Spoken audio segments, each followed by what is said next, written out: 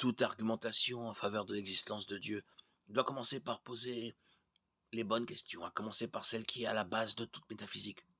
Pourquoi y a-t-il quelque chose plutôt que rien? C'est la question fondamentale de l'existence.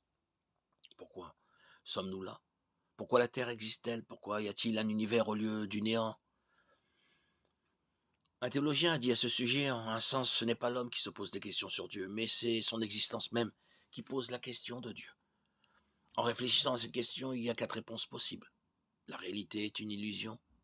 La réalité s'est créée elle-même. La réalité existe par elle-même. Elle est éternelle. Et la réalité a été créée par un être qui existe par lui-même. Quelle est la réponse la plus plaisante? La plus plausible? Commençons par l'idée que la réalité ne soit qu'une illusion, idée que l'on retrouve dans plusieurs religions orientales. Elle a été réfutée il y a plusieurs siècles par le philosophe français René Descartes, célèbre pour sa déclaration «Je pense, donc je suis». Pour Descartes, qui était mathématicien, sa pensée est la preuve de son existence. Autrement dit, je pense, donc je ne suis pas une illusion. Pour qu'il y ait illusion, il faut quelque chose qui en fasse l'expérience. De plus, le fait même de douter de votre propre existence l'approuve. C'est un raisonnement par l'absurde. Cette option est donc éliminée. Et ensuite l'idée que la réalité se soit créée elle-même. En philosophie, on étudie le concept d'idée dite analytiquement fausse, c'est-à-dire fausse par définition. L'idée d'une réalité s'étant créée elle-même en fait partie, pour la simple raison qu'une chose ne saurait exister avant elle-même.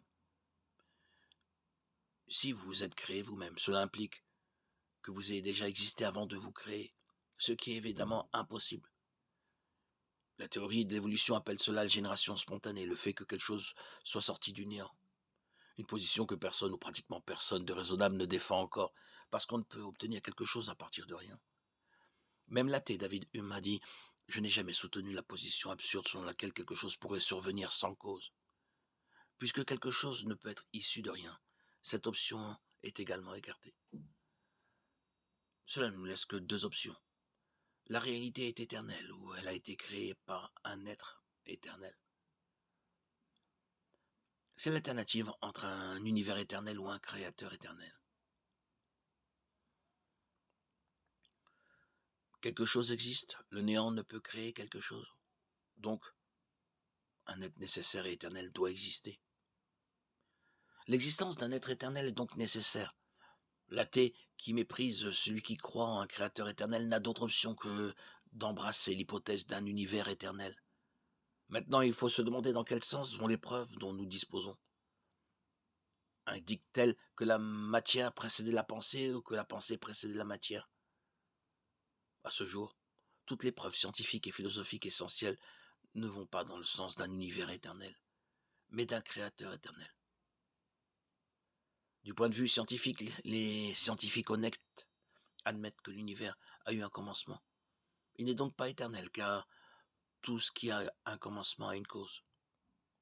Le fait que l'univers ait eu un commencement est attesté par des preuves comme la deuxième loi de la thermodynamique, l'écho du rayonnement du Big Bang découvert au début des années 1900, l'expansion de l'univers qui peut être tracée jusqu'à un point de départ unique, et la théorie de la relativité d'Einstein. Tout cela prouve que l'univers n'est pas éternel. De plus, les lois qui régissent le principe de causalité s'élèvent toutes contre l'idée selon laquelle l'univers est la cause ultime du monde qui nous entoure, pour une raison toute simple. Un effet doit ressembler à sa cause.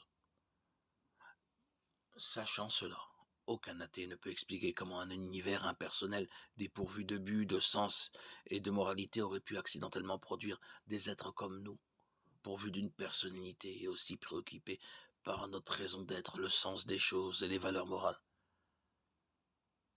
En vertu du principe de cause à effet, cela réfute totalement l'idée d'un univers naturel, donnant naissance à tout ce qui existe. Au final, l'hypothèse d'un univers éternel est donc éliminée. Il est évident que seule l'intelligence peut créer l'intelligence. La seule conclusion rationnelle et raisonnable est qu'un créateur éternel est à l'origine de la réalité telle que nous la connaissons. Quelque chose existe. On ne peut obtenir quelque chose à partir de rien.